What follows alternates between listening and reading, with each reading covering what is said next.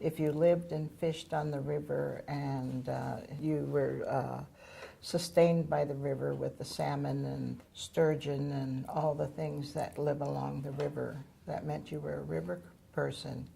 And we have over 10,000 years of ancestry of living in the gorge. The Columbia River has endured many changes over the past century. As young people living in the Columbia River Valley, we wanted to know how the changing environment affects the people, cultures, and art in this area. Lillian Pitt is a clay sculptor and mask maker from the Columbia River Gorge. She grew up on the Warm Springs Reservation and now lives and works in Portland. Her natural environment plays a huge role in her artwork. I don't think you can get any closer to Mother Earth than working with clay. And I use objects of nature to impress onto my clay instead of using tools. And you can find many pine cones or cones from trees that make different marks on the clay that turn out very beautiful when you can do them in repeat patterns. And I find shells that are very beautiful. I can do them to make spirals in the clay, or I can do horizontal lines and do different shapes, and I do this in my work. And it's lots of fun. You can even find wood chips that have unique designs and make repeat patterns in your clay.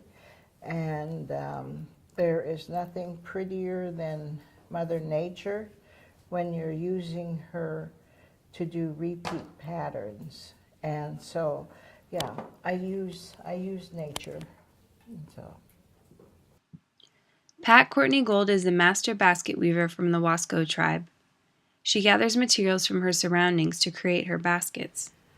I think most basket weavers, when they make their basket, they put part of themselves into the basket. We only weave when we're in a good mood or we're happy, but if something happens to us and we're in a bad mood or we're not very happy, we tell ourselves we're not going to weave until we feel better. So we always put we tell each other we put part of ourselves in our basket, part of our spirit and part of our feelings go into the basket. When I'm ready to harvest material, I harvest primarily sedge grass, which grows in marsh area, and then I harvest cattail, which also grows in marsh area, but in certain areas in central eastern Oregon, the marsh dries up and the cattail are still there, and tule plants, so those are the main ones I harvest. When I harvest, I usually go out with a group of either students or a group of other weavers, and we all honor the plants by saying a special prayer. And the prayer is to give thanks to the plants, to give thanks to the habitat, the water, and the sky and the earth, because it's up to us to take care of all of the living organisms around us, because we all depend on each other. And we want the plants to continue on in a healthy way for the next generation of weavers. So this prayer I give is not only for the plants, but it's for the next generation, and it's a thanks to the ancestors for giving us the skill to make the baskets. Toma Villa is a member of the Yakima tribe, but he was born in Oklahoma. Toma's interest in art started at a young age. As a child, he was often sketching and drawing, and eventually began using his environment as a canvas. When I was a kid in Oklahoma, we had this tunnel that we would play in, and somehow we ended up with a can of spray paint. And I really didn't know much about graffiti art. I think I watched like Beach Street movie a long time ago, and we ended up just scribbling in these tunnels. But from that, as I moved up from Oklahoma to here, we drove through LA, and I saw so much tags on the wall. And that was a big inspiration. Every time I saw some writing on the wall, I was like, who did that? How'd they do that? When they do that? What did they look like? And then I would create some kind of persona for this name that I saw on the wall. Yeah, so that's a big inspiration from that. Or I always envisioned the old petroglyphs as kids out there writing graffiti, putting those up on the rocks, getting in trouble and stuff. One of the biggest changes to the Columbia River was the construction of the Dalles Dam.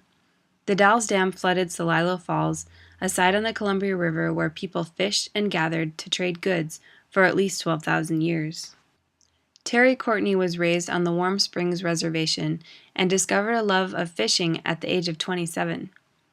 Terry considers fishing to be an art form, and through it has found a sense of peace after a difficult upbringing in the boarding school system.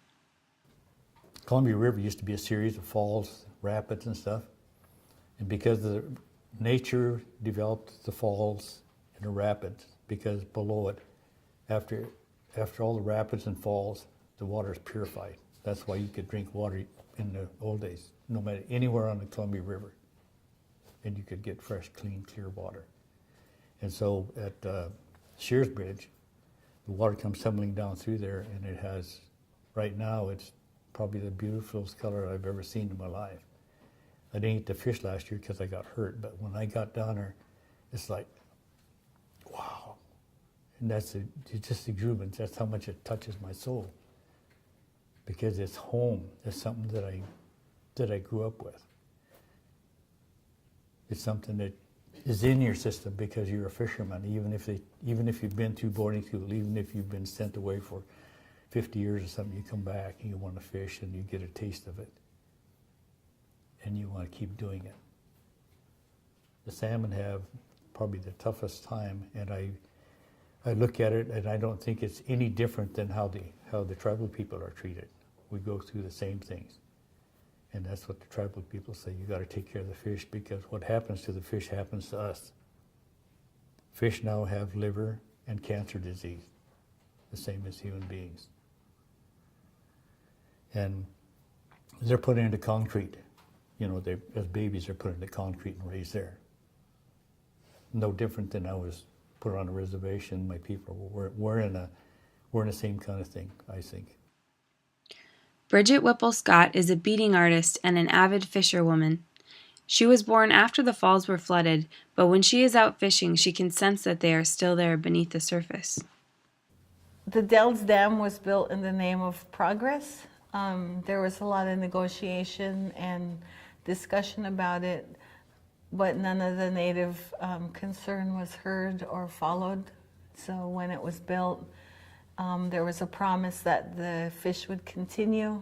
The fish did continue somewhat, and we just have to go with it. I do know that the dams have a 200-year lifespan, and the Dells Dam is 50 some years old, so it's got about 150 more years, and they'd consider taking it out. I've created some pieces of beadwork that represent things like prior to the dam.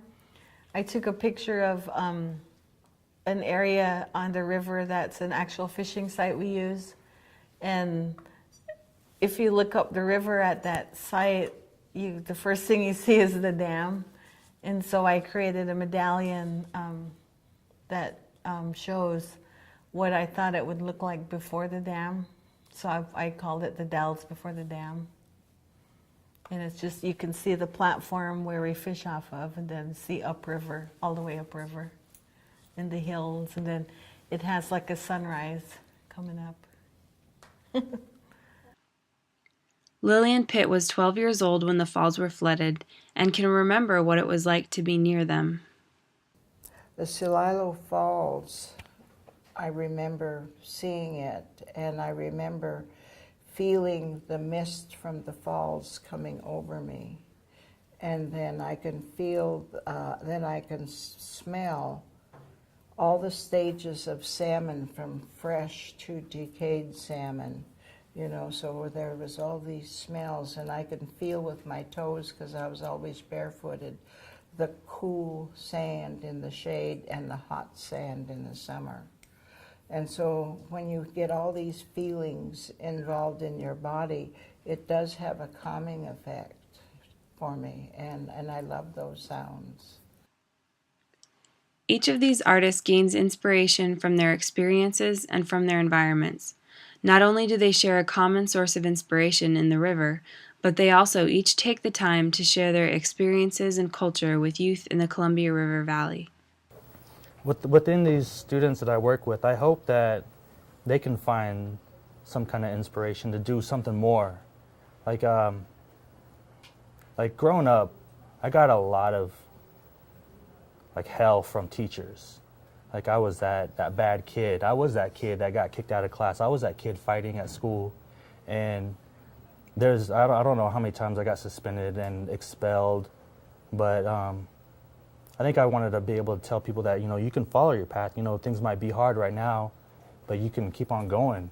This isn't the end. This is such a short part of your life that you can keep on going. You can still find your dreams. I was kind of raised by the reservation, and they all said, you can do it. You can do it if you want to. Don't ever give up.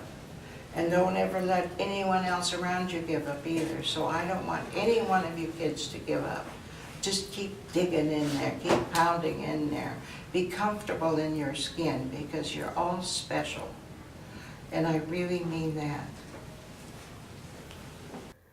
I'm hoping that when I weave and I come out to schools, or when I take young kids out to harvest baskets, that this is my way of sharing my culture and my knowledge with the next generation.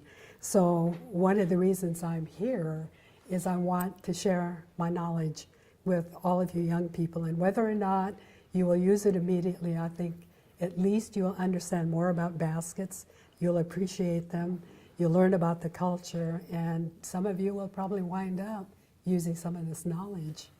So that's my reward for being here.